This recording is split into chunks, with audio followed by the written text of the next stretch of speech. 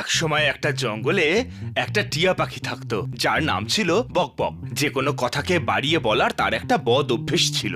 জানো তুমি আমি আজ কি খেয়েছি? সত্যি খুব ভালো খাবার ছিল। কত রকমের মিষ্টি আর ফল আর কত রকমের খাবার। খুব বড় পার্টি ছিল ওখানে। সত্যি? কোথায়? ওই ধনী লোকটার বাড়িতে। আমি বলেছিলাম না, উনি খুব ভালো আর খুব দামি দামি উপহার দেন। এতটা বাড়িয়ে বলো না বকবক। এই পাখিটাকে বোকা বানিও না। আমি তোমাকে সকালে শুকনো লঙ্কা খেতে দেখেছি, আর তুমি এই গাছটাতে বসেই খাচ্ছিলে।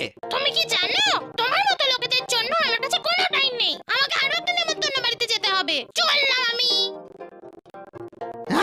ওর কথা তুমি শোনো না, ও মিথ্যাবাদী। কিন্তু বকবক নিজেকে বদলালো না। সে এইভাবেই বাড়িয়ে চড়িয়ে বলতে থাকতো। জানো তুমি আমি একবার ঈগলের থেকে উঁচুতে উড়েছিলাম। সিংহ আমাকে প্রধানমন্ত্রী বানাতে চেয়েছিল, কিন্তু আমি বারণ করে দিয়েছি। আমার কাছে অনেক গুপ্তধন রয়েছে, আমি পুরো জঙ্গল কিনতে পারি। কোকিল আমাকে একবার বলেছিল আমি নাকি ওর থেকে ভালো গান করি। একদিন একটা পায়রা সেই জঙ্গলে এলো। তুমি কি সুন্দর পাখি! কে তুমি?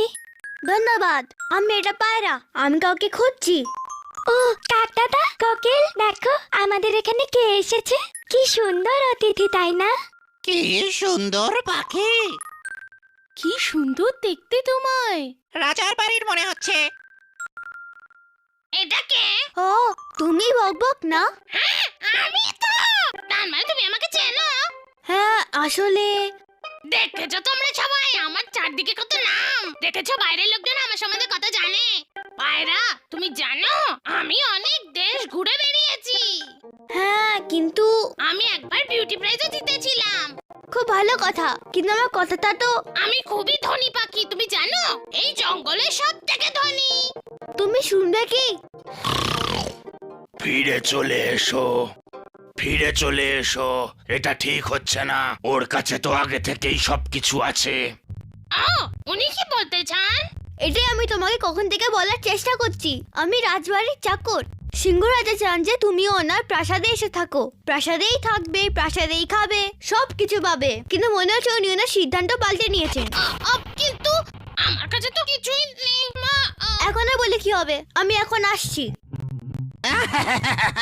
মিথ্যে কথা বললে তার ফল এরকমই হয়।